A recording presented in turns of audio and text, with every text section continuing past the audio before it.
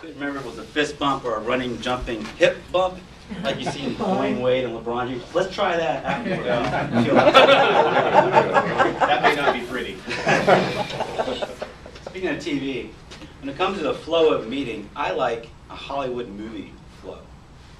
You start off slow, establish the mood. Then you add in the characters. You develop the characters with cute, interesting anecdotes. You build to a plot, thicken the plot, and then bam! You have an unexpected ending that catches everyone by surprise, and you're like, whoa, I didn't see that coming. You ever saw the movie Apocalypse Now? And he says, oh, the whore. I was like on the edge of my seat about to pass out.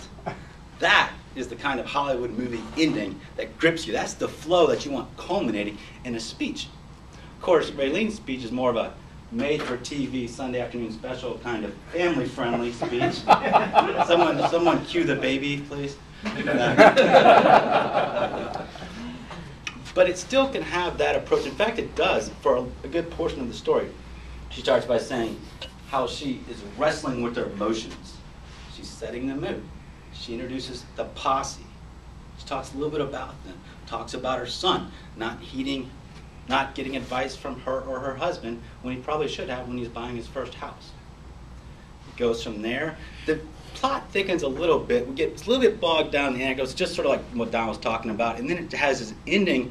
It's as if the story was written and Raylene just sort of struggled with that last chapter. She's like, oh, I'm so close. I don't have the ending to it. I've had that happen to me before in speeches and writings, and it's not easy to figure out. But I think it's there. I just don't think it's developed yet. I really don't have any advice for you. Don was talking about perhaps doing something nonverbal. I think, well, I just said I don't have any advice, but I'll give you a little bit of advice. There we go.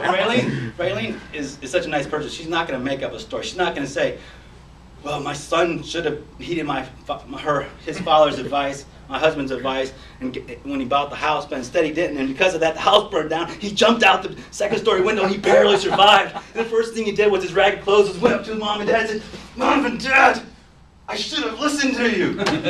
That would have been a great ending. Of course, it's totally made up. Raylene's too nice a person to do that. What you can make up is the future. Perhaps have an ending in the future. That can open up the doors to you, and you probably have something pretty gripping there.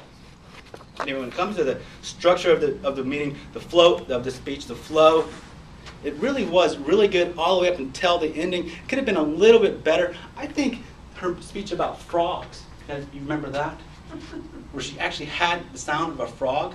She had a stage prop. That's allowed in international speech contests. I don't know why we see this faux pas when it comes to stage props on international speech contests. Bring it in. Maybe have a sound of one of your sons in a conversation tape recorded. I don't know.